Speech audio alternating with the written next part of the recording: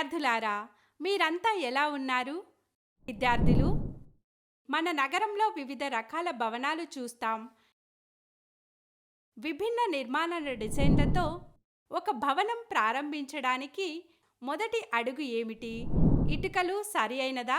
అదేవిధంగా అన్ని జీవుల శరీరాలు కణాలు అని పిలువబడే ఇటుక వంటి నిర్మాణాలతో రూపొందించబడ్డాయి. మునుపటి తరగతిలో మీరిప్పటికే కణాలు మరియు వాటి నిర్మాణం గురించి తెలుసుకున్నారు. ఇప్పుడు 9వ తరగతిలో ఇంకా ఏమి నేర్చుకోవాలని చూద్దాం. ఇప్పుడు నేను బిందు.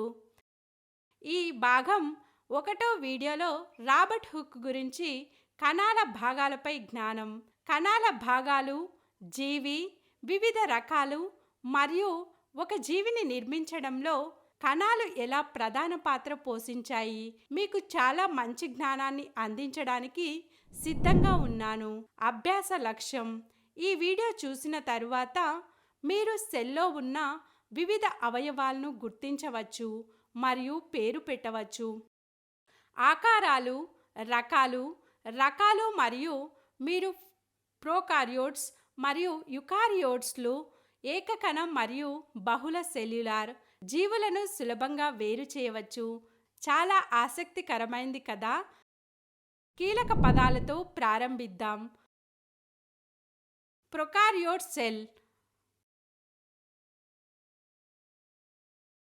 యుకారియోట్ cell, plasmolysis, acetabularia, mycoplasma gallisepticum. Cell నిర్మాణం మరియు పనితీరుపై కాన్సెప్ట్ మ్యాప్ చూద్దాం.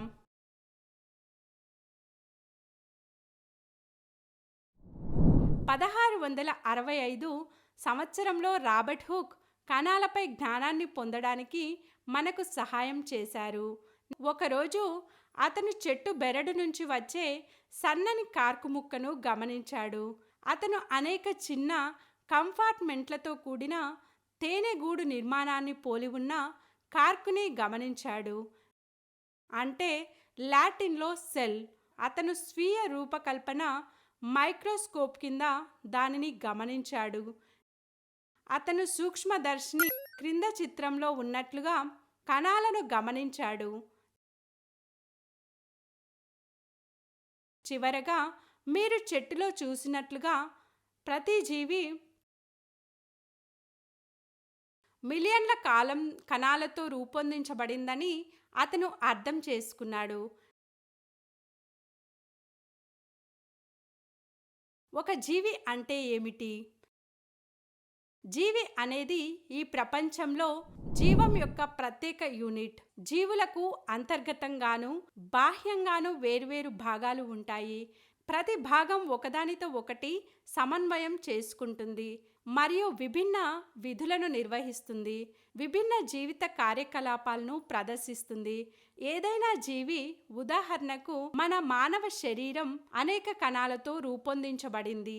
ఎలా? అవును, కణాల సమూహం కలిసి కణజాలాలను ఏర్పరుస్తుంది. సారూప్య కణజాలాల సమూహం ఒక అవయవాన్ని ఏర్పరుస్తుంది. వివిధ అవయవాల సమూహం మెదడు, కిడ్నీ, గుండె, ఊపిరితిత్తుల వంటి కాలేయం, కడుపు మొదలైనవి. చిత్రంలో చూపిన విధంగా వివిధ అవయవాల వ్యవస్థలను ఏర్పరుస్తుంది.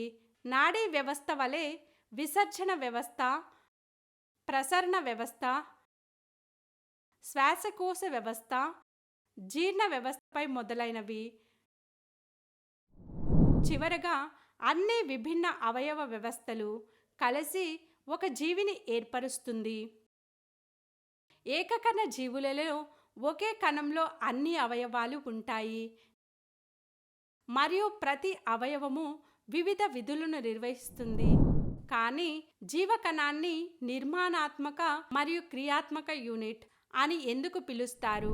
కణం జీవం యొక్క అతి చిన్న యూనిట్ మరియు అన్ని జీవులు కణాలతో రూపొందించబడ్డాయి కాబట్టి జీవం యొక్క నిర్మాణ యూనిట్ అని పిలుస్తారు. ఒక కణం పోషకాహారం విసర్జన, శ్వాసక్రియ మొదలైన అన్ని జీవిత ప్రక్రియలను నిర్వహించగల సామర్థ్యాన్ని కలిగి ఉంటుంది.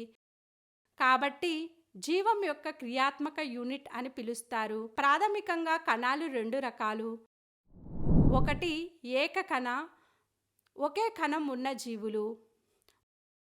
ఉదాహరణకు బ్యాక్టీరియా, ప్రోటోజోవా మొదలైనవి.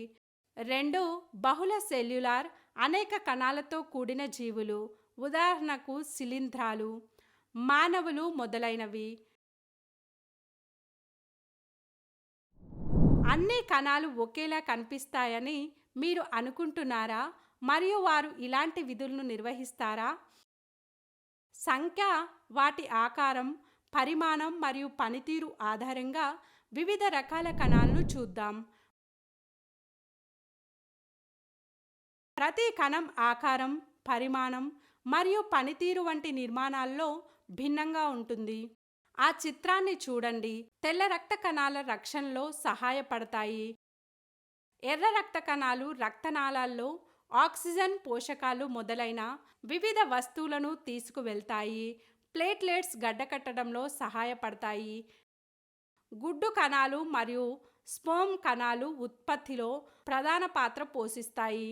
నరాల కణాలు సందేశాల రూపాంతరం మొదలైన చర్యలో సహాయపడతాయి.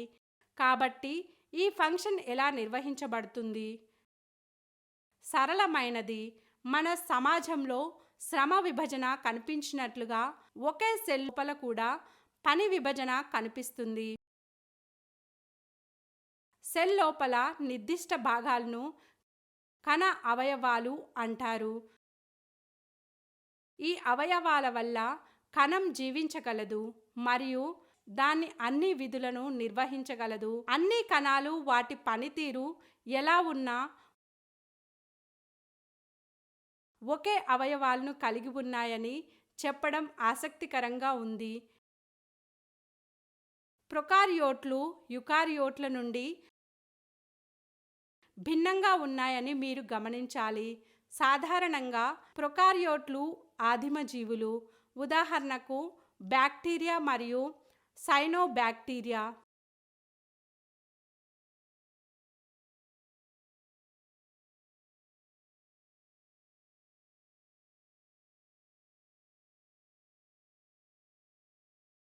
యుకార్యోట్లు అధునాతన జీవులు.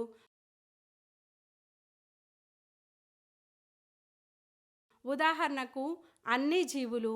సైనోబ్యాక్టీరియా లేదా నీలం ఆకుపచ్చ ఆల్గే.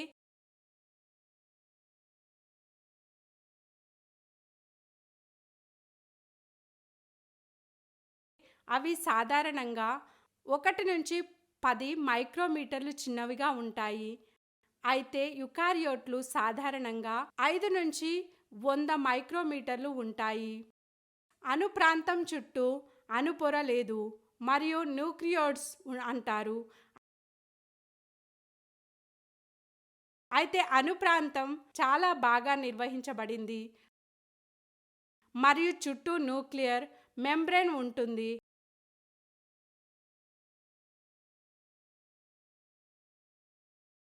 ఒకే క్రోమోజోమ్ మాత్రమే ఉంటుంది. కాగా యుకార్యోట్లలో ఎక్కువ క్రోమోజోములు ఉన్నాయి. సెల్ లోపల ఒక ఆర్గానెల్ కూడా పొరతో చుట్టబడి ఉండదు. అయితే యుకార్యోట్లలో అన్ని అవయవాలు ఒక పొరతో చుట్టబడి ఉంటాయి. రీకాల్. భవనం ఇటుకలతో నిర్మించబడినట్లు ఏదైనా జీవి కణాలతో నిర్మించబడింది. సమాజంలో శ్రమ విభజన కనిపించినట్లుగా కణాలు కూడా వివిధ సమూహాలుగా విడిపోయి వివిధ విధులను నిర్వహిస్తాయి. ప్రొకార్యోట్లు ఆదిమంగా పుట్టాయి మరియు ఏ పొరతో చుట్టుముట్టబడలేదు. అయితే యుకార్యోట్లు ముందుగానే ఉంటాయి మరియు దానిలోని అన్ని అవయవాలు పొరతో చుట్టబడి ఉంటాయి. 4 సెల్ దాని నిర్మాణాన్ని నిర్మించడంలో మరియు అన్ని విధులను నిర్వహించడంలో ప్రధాన పాత్ర పోషిస్తుంది. ఇది జీవం యొక్క నిర్మాణాత్మక మరియు క్రియాత్మకం యూనిట్లా పిలువబడుతుంది. తర్వాతి భాగంలో సెల్ యొక్క గరిష్ట మరియు కనిష్ట పరిమాణం మరియు సెల్ ఎలా ప్రవర్తిస్తుందో చూద్దాం. అది చాలా ఆసక్తికరంగా ఉంటుంది. ముందుకెళ్దాం. దానికి వెళ్ళే ముందు సెల్ఫ్ చెక్ కోసం వెళ్దాం.